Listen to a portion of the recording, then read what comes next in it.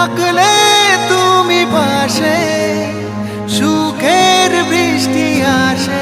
Class 7-এ পড়তাম, তখন আমি শিশু একাডেমিতে ছিলাম। ক্যামেরার পেছনের কাজগুলো ক্লাস 7-এ থাকতে শিখে ফেলি। আমি ছিলাম স্ক্রিপ্ট রাইটিংয়ে ভালো। তারপর আমি ইটিভিতে নিউজ প্রেজেন্টার হিসেবে বাচ্চাদের মুক্ত খবর আমি ওইটাও করেছি 2 বছর। গিয়াস উদ্দিন সেলিম উনি আমাকে দেখে বলছে যে তুমি তো চাইলে ক্যামেরার সামনে কাজ করতে পারো। আমি খুব ভয় পাই কিভাবে কাজ করব।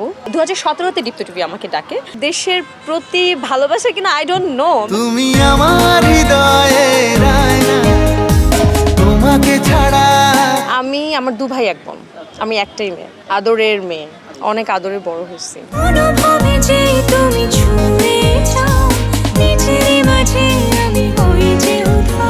Redmi 13 স্টাইল বানাই দুনিয়া কাঁপায়। আসলে আমার এখানে কর্ম না, আমি তো যেতেও পারবো না। আমার ভাইয়ার ওখানে কর্ম, সে ওইখানে থাকবে। সো কাজের জন্য আসলে এটা বাস্তবতা, প্র্যাকটিক্যাল লাইফ, কিছু করার নাই। খারাপ লাগলেও তো এখন আমি অনেক বেশি শো করতে পারবো না। আমার অনেক খারাপ লাগছে, এরকম তো করতে পারবো না। ওখানে আমার সেটেল হওয়ার, আমার দেশে থাকার খুব ইচ্ছা। কারণ আমার দেশের প্রতি ভালোবাসা কিনা আই ডোন্ট নো, বাট আমি মনে করি যে আমার এখানে, দেখো আমি এখানে জন্ম নিছি, আমি এখানে একটা কথা বলার আগে যার সাথে কথা বলি সেও আমার মতো, আমার দেশি। আমি যেখানে যাচ্ছি সেটাও আমার জায়গা। আমি মানে জোর করে কথা বলতে পারি বা অনেক কিছু করতে পারি যেটা আমি দেশের বাইরে পাবো না। সবচেয়ে বড় কথা, আমার এখানে আমি কর্মটা তৈরি করে ফেলছি। আমার কাজ, আমার বুটিক্স, আমার মিডিয়া, আমার অভিনয় তো সব তো এখানে। আমি ওইখান থেকে কই যাব? ফ্রেন্ড সার্কেল, আমার আশেপাশে মানুষজন সবই তো এখানকার।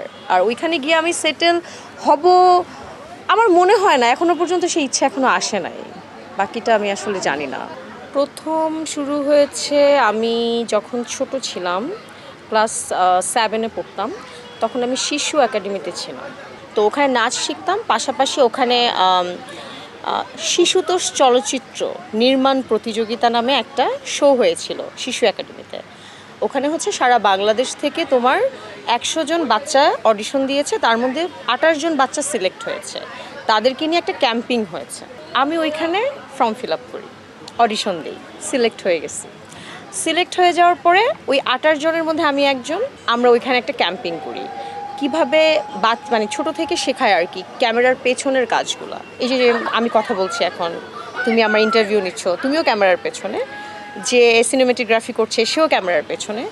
যে শর্ট ডিভিশন করছে, স্ক্রিপ্ট রাইটিং করছে, সো সব কিছু নিয়ে এই প্যাকেজটা ছিল। এই একটা মানে ওদের একটা এই প্যাকেজের উপরে একটা সুন্দর একটা চলচ্চিত্র নির্মাণ প্রতিযোগিতা যেটাকে বলে। তো সেই জায়গাটা আমি কাজ করার পর ক্যামেরার পেছনের কাজগুলো ক্লাস 7-এ থাকতে শিখে ফেলি। তারপর সেখান থেকে আমরা টপ 4 মানে 4 জন বের হয়ে আসি। কেউ স্ক্রিপ্ট রাইটিংয়ে ভালো, কেউ গল্প বলাতে ভালো, কেউ লিখাতে ভালো, কেউ ক্যামেরাতে ভালো। আমি ছিলাম স্ক্রিপ্ট রাইটিংয়ে ভালো। ওইখানে করার পরে নাচ শিখতাম, পাশাপাশি এটা করেছি। হঠাৎ করে আমার মনে হলো যে আমি আরেকটা কিছু করি। তখন আমি ক্লাস 9-এ পড়ি। তারপর স্টার্ট হলো মুক্ত খবর নামে ইটিভিতে একটা নিউজ প্রেজেন্টিং প্রোগ্রাম, বাচ্চাদের, সবই বাচ্চাদের। তারপর ওইখানে আমি অডিশন দিলাম। অডিশন দেওয়ার পর ওইখানেও সিলেক্টেড। তারপর আমি ইটিভিতে নিউজ প্রেজেন্টার হিসেবে বাচ্চাদের মুক্ত খবর, জানো তোমরা, আমি ওইটাও করেছি 2 বছর।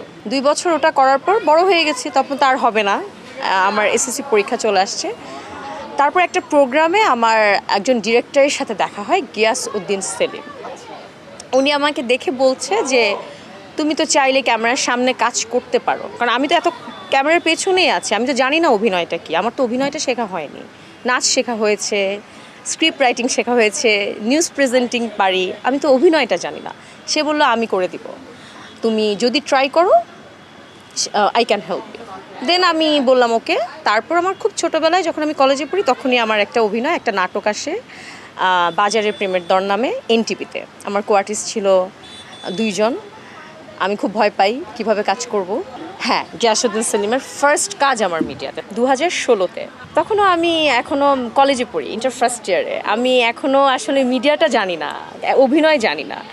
তারপরে উনি আমাকে প্রায় 15-20 দিনের মতো অভিনয়ের একটা প্রশিক্ষণ, মানে যেটাকে বলে আর কি, ক্লাস করাইছে আর কি, যেটাকে বলে।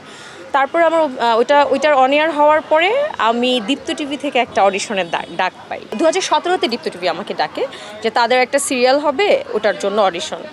তো আমি অডিশনটা 2017-তে দিয়ে দিয়েছি, কিন্তু সিলেক্ট সিলেকশনটা তারা তখনও বলেনি আমাকে, জানাবে বলেছে। তার মধ্যে লাক্স চ্যানেলাই সুপারস্টার চলে আসে। আমি না মানে এক্সপেরিমেন্ট করতে পছন্দ করি। তুমি দেখো আমি একটার পর একটাই কিন্তু আসছি। আমি তো দেখি একটু সুন্দরী প্রতিযোগিতায় যেয়ে দেখি কি হয়। অলরেডি কিন্তু আমার নাটক অন এয়ার চলে গেছে। তারপর আমি কি করলাম, চ্যানেল আইতে আমি অডিশনের জন্য দিলাম, আমার ওইটা ফিক্সড হয়ে গেল। আর ওইদিকে আমার দীপ্ত টিভির কাজটা কিন্তু হোল্ড হয়ে, মানে আর তারা যে আমাকে সিলেক্ট করেছে তারা সেটা আমাকে জানাতে পারছে না, বিকজ আমি তো অলরেডি লাক্সের ক্যাম্পে। তারপর লাক্স থেকে যখন আমার কোনো না কোনো কারণে আমার একটা টপ পজিশন হয়, টপ 10 হয়, সেখান থেকে আমি বের হয়ে যাই। বের হওয়ার পরে ওই যে আমার দীপ্ত টিভির অডিশনের সিলেকশনটা আমাকে জানানো হয়, আমি ওই কাজটা শুরু করে দিই। তো 18-19 আমি ওই কাজটা কমপ্লিট করার পরে 20-এ আমার মনে হলো যে আমার এবার একটু স্টাডিতে মনোযোগ দেওয়া উচিত। কারণ যেহেতু আমার শুরুটা খুব ছোটোবেলায় হয়েছে, আমার মনে হয়েছে যে না, আমার এখন একটু BBA MBAটা করা উচিত, আমার পড়াশোনায় ফোকাস করা উচিত। দেন আমি স্টপ করলাম, BBA করলাম, MBA করলাম। সম্প্রতি ওই যে বললাম, যখন আমার স্টাডি কমপ্লিট হয়েছে, আমার তো ফ্যাশন ডিজাইনিং সাবজেক্ট, তো আমার মনে হয়েছে এখন আমি আমার ব্র্যান্ডটা ক্রিয়েট করি। আর সময় পাবো না, কারণ প্রত্যেকটাই তো একটা সময় থাকে, কাজের একটা সময়, ব্যবসার একটা সময়। সো আমার মনে হচ্ছে আমি একটু বিজনেস করি, আমার নিজস্ব ব্র্যান্ড, আমার নিজস্ব ডিজাইনিং কালেকশন নিয়ে আমি একটা ব্র্যান্ড ক্রিয়েট করি। দেন ওইটা নিয়ে কাজ করা স্টার্ট করলাম। তার মধ্যেই তো করোনা শুরু হয়ে গেল।